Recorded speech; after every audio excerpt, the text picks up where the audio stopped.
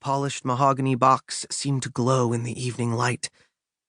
Its brass fixtures glinted red. I hated how beautiful it was. Death shouldn't be beautiful. The crew loaded it into the hearse, then transferred our luggage to the back seat. We didn't have much. Meg's backpack and mine, my bow and quiver and ukulele, and a couple of sketchbooks, and a poster board diorama we'd inherited from Jason. I signed some paperwork, accepted the flight crew's condolences, then shook hands with the nice undertaker who handed me the keys to the hearse and walked away. I stared at the keys, then at Meg McCaffrey, who was chewing the head off a Swedish fish. The plane had been stocked with half a dozen tins of the squishy red candy. Not anymore.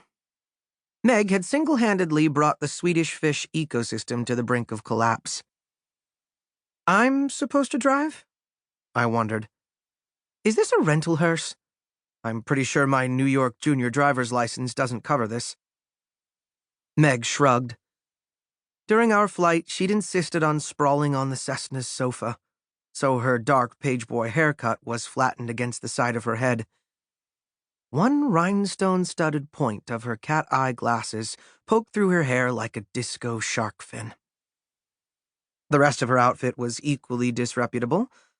Floppy red high tops, threadbare yellow leggings, and the well-loved knee-length green frock she'd gotten from Percy Jackson's mother. By well-loved, I mean the frock had been through so many battles, been washed and mended so many times, it looked less like a piece of clothing and more like a deflated hot air balloon. Around Meg's waist was the pièce de résistance, her multi-pocketed gardening belt. Because children of Demeter never leave home without one. I don't have a driver's license, she said, as if I needed a reminder that my life was presently being controlled by a 12-year-old. I call shotgun. Calling shotgun didn't seem appropriate for a hearse. Nevertheless, Meg skipped to the passenger's side and climbed in. I got behind the wheel. Soon we were out of the airport and cruising north on I-880 in our rented black Griefmobile. Ah, the Bay Area. I'd spent some happy times here. The vast, misshapen geographic bowl was jam-packed with interesting people and places. I loved the green and golden hills, the fog-swept coastline, the glowing lacework of bridges, and the crazy zigzag of neighborhoods shouldered up against one another, like subway passengers at rush hour. Back in the 1950s, I played with Dizzy Gillespie at Bop City in the Fillmore. During the Summer of Love, I hosted an impromptu jam session in Golden Gate Park with the Grateful Dead. Lovely bunch of guys.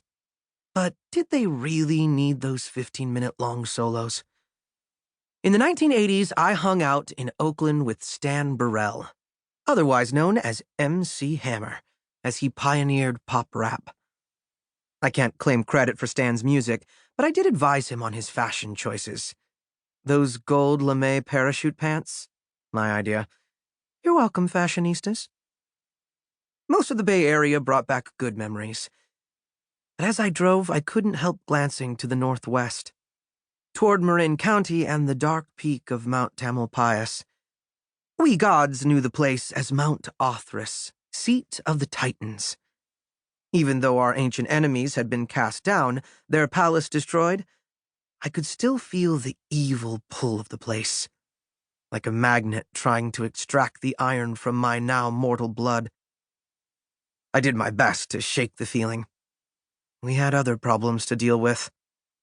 Besides, we were going to Camp Jupiter. Friendly territory on this side of the bay. I had Meg for backup. I was driving a hearse. What could possibly go wrong?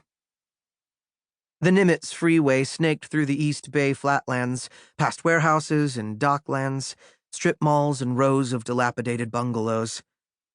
To our right rose downtown Oakland, its small cluster of high-rises facing off against its cooler neighbor San Francisco across the bay, as if to proclaim, "We are Oakland. We exist too." Meg reclined in her seat, propped her red high tops up on the dashboard, and cracked open her window. I like this place.